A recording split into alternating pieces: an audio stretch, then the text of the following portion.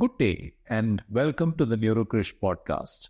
This episode is titled The Mandala in Your Mind, and it marks Buddha Purnima this year, which falls on 23rd May.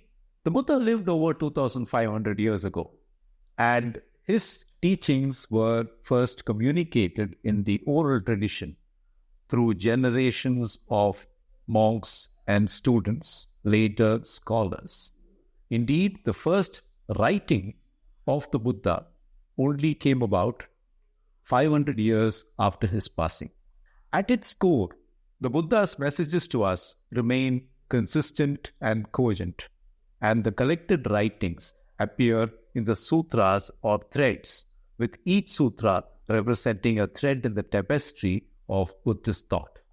Much of the early writings are centered around his teaching in the deer park in Isipatana near Varanasi, and there he addressed a group of 5 bhikkhus and taught them the 4 noble truths.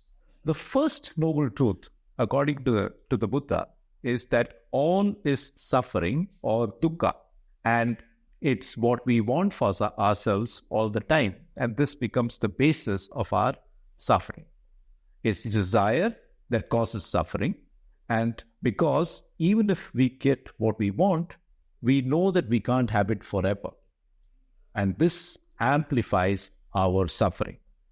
So we not only suffer in the anticipation of our desires, we also suffer in the anticipation of their loss. The second noble truth is the origin of suffering or angst.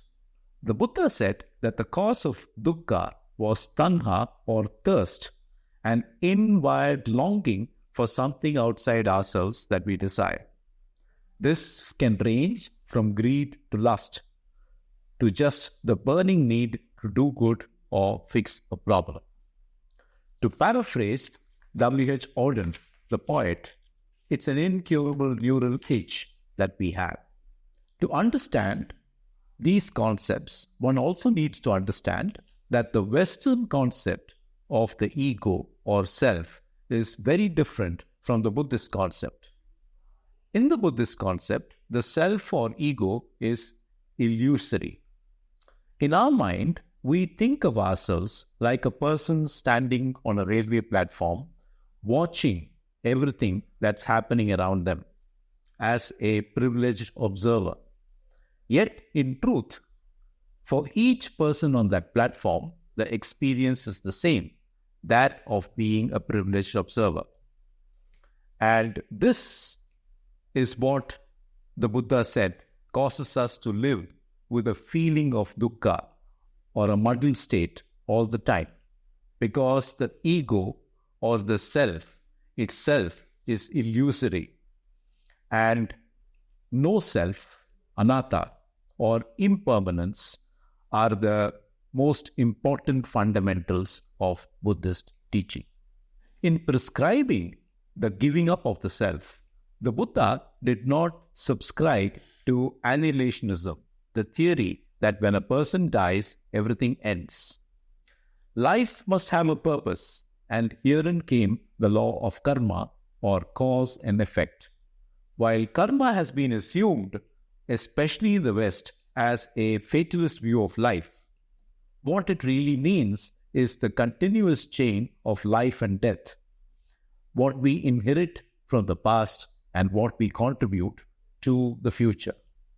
Thus, how we act produces personal, communal, human, and spiritual consequences, and our life, when reviewed, is a series of karmic formations, positive actions leaving us with pleasant memories and negative ones with unpleasant ones.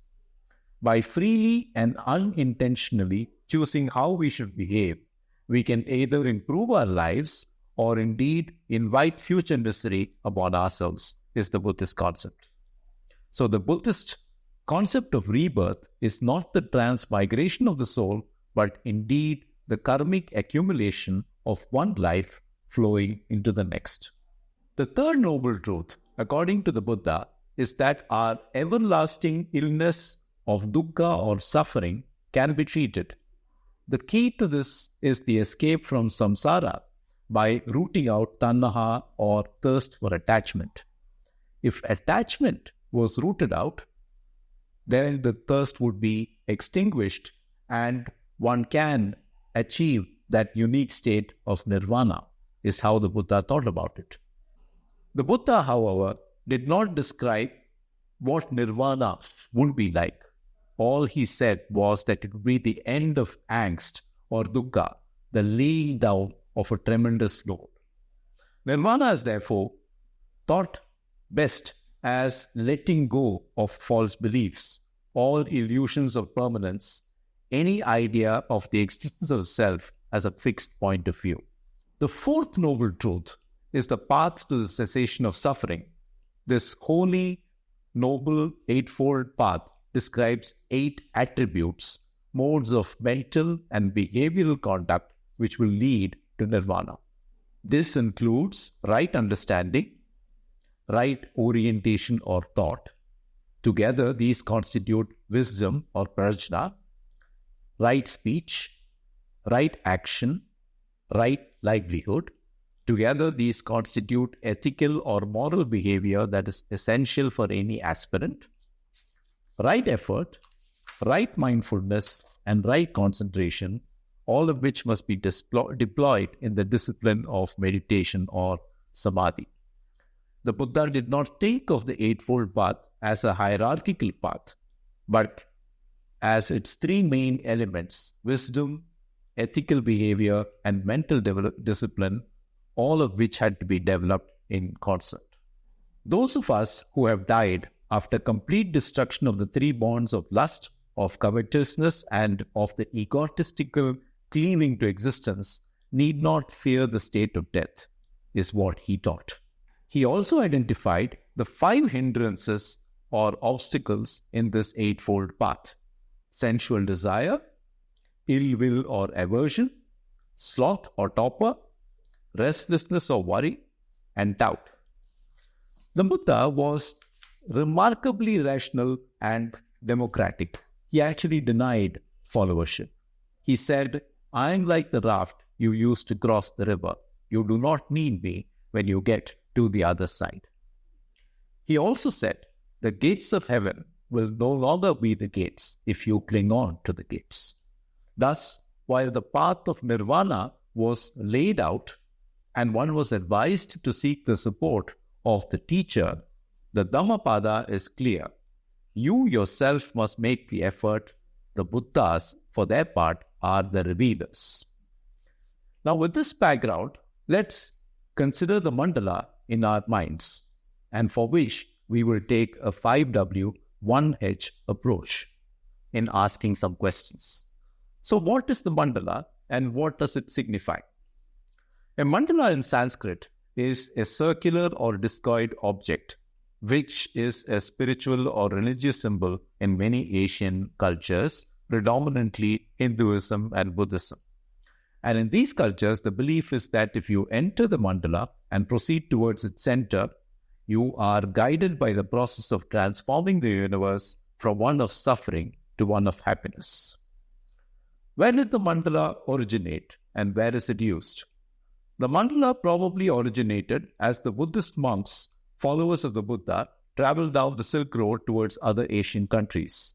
They carried the mandalas with them and brought the practice of painting these spiritual compositions to other regions like Tibet, China, and Japan as early as the 4th century. Where does the mandala assume significance? Mandalas are essentially 3 kinds.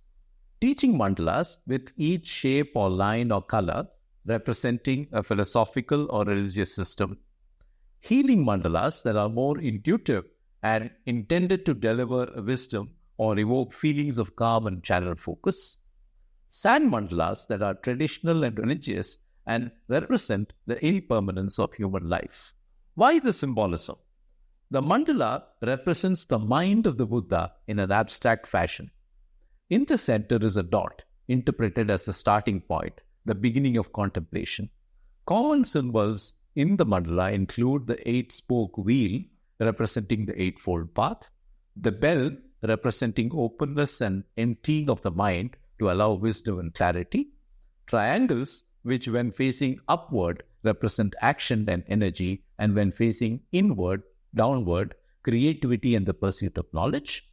The lotus flower depicting balance. The flower grows underwater but reaches up into the light, as does a human being seeking spiritual awakening and enlightenment.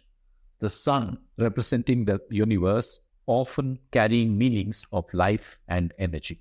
Who can use the mandala and how? Mandalas are used in a variety of contexts. They can be time-consuming to make and are destroyed soon after, representing the Buddha's beliefs about impermanence. In yoga and other forms of healing, they form a circle, a safe space for a person to meditate and heal. They also form a representation of the universe and a guide to the path of enlightenment. So why did we talk about the mandala in your mind?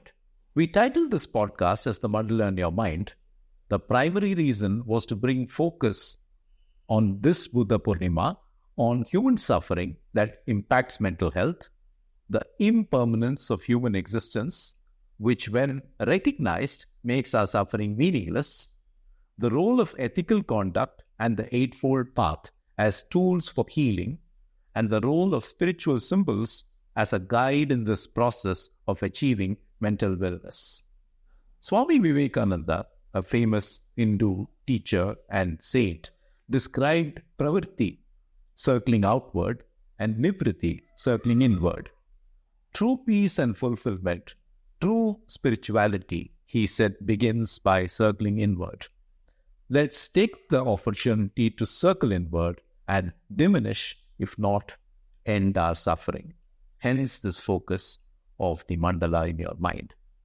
Do enjoy this podcast, and if you do, please share and encourage others to listen to us. Thank you.